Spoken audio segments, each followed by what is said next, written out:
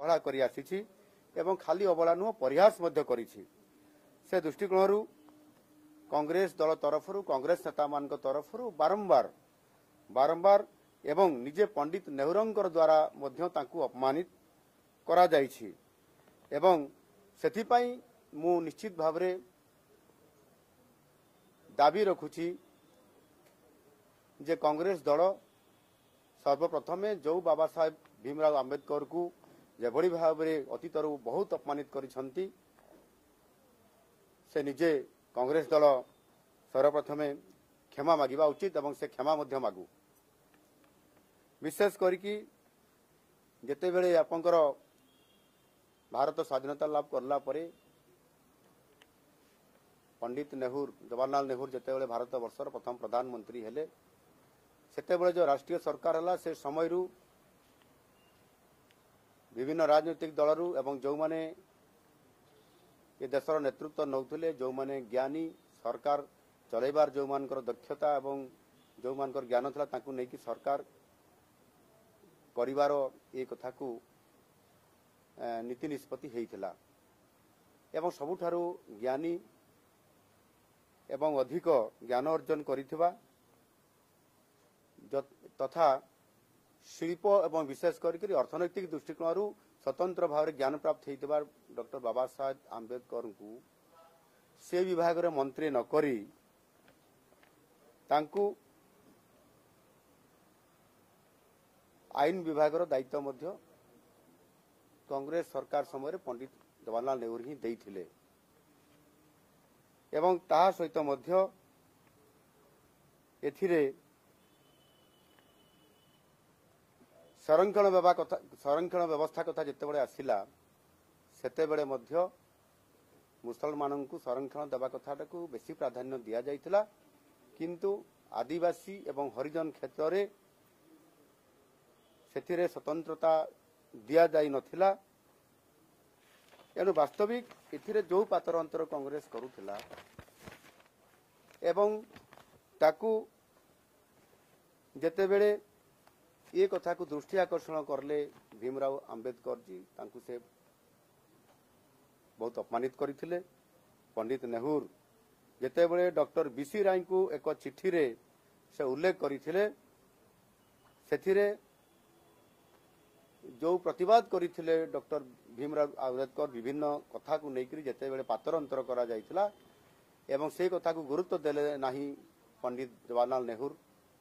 सेतेबेले से तांको पदवी इस्तीफा देइथिले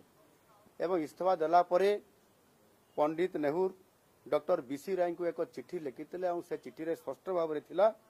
जे भीमराव आंबेडकर जो इस्तीफा दउछंती सेथिरे कांग्रेस दल उपरे कौन सी प्रकार प्रभाव पड़िबो नाही एवं आज कांग्रेस पार्टी किभली भाव रे डॉक्टर भीमराव आंबेडकर सपक्ष रे कथा कहउछंती ताकू से अपमान करछंती एवं से जेतेबेले तांको कथा को रखिले नाही ये जो बारंबार घटना घटिला यानी संपूर्ण भाव में कांग्रेस दल भीमराव आंबेडकर बाबा साहेब को विरोध रे ही थिला। 1952 लोकसभा निर्वाचन रे एवं 1954 निर्वाचन रे बाबा साहेब आंबेडकर जेतेबेले निर्वाचन रे लड़ुतले तांको विरोध रे कांग्रेस लड़ुतला तांको विरोध रे कैंडिडेट भी देइतला एवं सेथिरे निजे मध्य ताको हरैया पई निजे पंडित जवाहरलाल नेहरू तांको विरोध रे प्रचार भी करुथिले बाबा साहेब आंबेडकर को परास्त करिया पई। अपरपेक्ष जदि आमे देखिबा ताले भारतीय जनता पार्टी रो जेतेबेले हमर सर्वोच्च नेतृवृंद बाबा साहेब को जन्मस्थान मध्य प्रदेश रो जेतेबेले तांकर मध्य प्रदेश से जेतेबेले तांकर स्मारकी सेठी प्रतिष्ठा करा गला प्रधानमंत्री स्वर्गत अटल बिहारी वाजपेयी ताकू उद्घाटन करथिले एवं दिल्ली रे मध्य जेतेबेले आंबेडकर केंद्र एक प्रतिष्ठा करागला सेतेबेले मध्य आजिर यशस्वी प्रधानमंत्री नरेंद्र मोदी जी ताकू सेथिरे आम सरकार आसिला परे मध्य ताकू निर्माण करथिले एवं ताहार उद्घाटन मध्य करथिले। एनु किए काहाकू सम्मान देबा कथा योग्य पूजार अधिकारी जी ताकू सम्मान देवा भारतीय जनता पार्टी केबे पछाई नाही ये बाबा निरंतर भाव में करुले एणु ये संपूर्ण भाव में पंडित नेहरू एवं कांग्रेस दल समस्ते बाबा साहेब आंबेडकर को असदाचरण एवं अपमानित करथिले। एणु ये नहीं कांग्रेस संपूर्ण भाव में निस्वार्थ भाव में देशवासी आगे क्षमा प्रार्थना करने उचित। मु आ गोटे कथा कहना चाहूँगी जे अनेक समय विभिन्न साधारण लोकों को भी कांग्रेस सरकार सेमानंकु भारत रत्न पद्म विभूषण एवं पद्मश्री भली उपाधि तांको प्रदान करुथिले, किंतु निर्वाचन रे बाबा साहेब आंबेडकर को परास्त करिथिबा नारायण साड़ोबा काजरोलकर को 1970 मसीह पद्म विभूषण दे ताकू सम्मानित करथिले।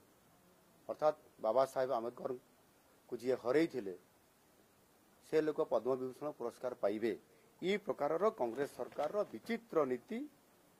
आमे आज देखिया पाई पाउछंती एवं किबड़ी भाव में जड़े भारत वर्षर श्रेष्ठ व्यक्तित्व को तांको किबड़ी भाव से अपमानित करछंती ए कथा मु आज कहया पाई एठी गणमाध्यम रे चाहूँ। एणु आज निश्चित भाव में एक कथा मुझे कहना चाहिए जे विगत जो घटना घटला ताकू एक राजनैतिक चक्रांत करी गृहमंत्री अमित शाहर जो भाषण एक छोट विवृत्ति को नहीं जे भली भाव में ताकू विकृत करिसंती सेतिरे भारतवासी भल भाव जानिछंती जे अमित शाहर आभिमुख्य कौन एवं भारतीय जनता पार्टी आभिमुख्य कौन अच्छी एवं किभली भाव में क्या सम्मान दि जाए से कथा भारतीय जनता पार्टी बेस ताकू भल भाव में जना अछि। वास्तव में राहुल गांधी एवं तांको दल जो माने बाबा साहेबंकर प्रति जो अतीत जो करा जाइथबा अपमान कलंक को जो माने बहन करुछंती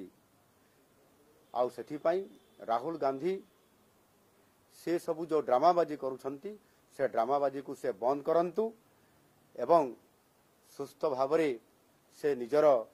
जो जेभली भाव से इथिरे दल सहित सारा भारतीय लोक मानू बाबा साहेब आंबेडकर जेभली भाव से अतीत विकृत करुवा से दलर नेतृत्व नौथबा सेथिरे से क्षांत रहंतु एवं संपूर्ण भाव में ये जो नाटकबाजी कर से क्षांत रहंतु। निश्चित भाव में ये कथा लोक मैंने आगामी दिन में जानी से किभली भाव में व्यवहार करती आ लोक मैंने तार उचित जवाब देवे। धन्यवाद।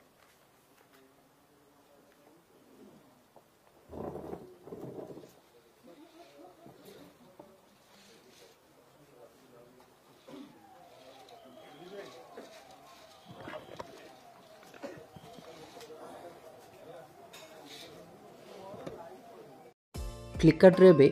अनेक डिजाइन रो साड़ी मिलुचे। विभिन्न नामी दामी कंपनी रो साड़ी हेबे फ्लिपकार्ट रे अवेलेबल। 200 टंका रो आरंभ करी 2000 टंका भितरे आपण भल साड़ी किनि परिबे। देरी न करी ऑर्डर करि नियंतु आपणको मनपसंद रो साड़ी केवल फ्लिपकार्ट रे एबे उपलब्ध। तुरंत ऑर्डर करंतु यार लाभ उठांतु। एभली ऑनलाइन शॉपिंग प्रोडक्ट देखा हेले आम चैनल को लाइक करंतु, शेयर करंतु, सब्सक्राइब करने को जमा भी भूलंतु नहीं।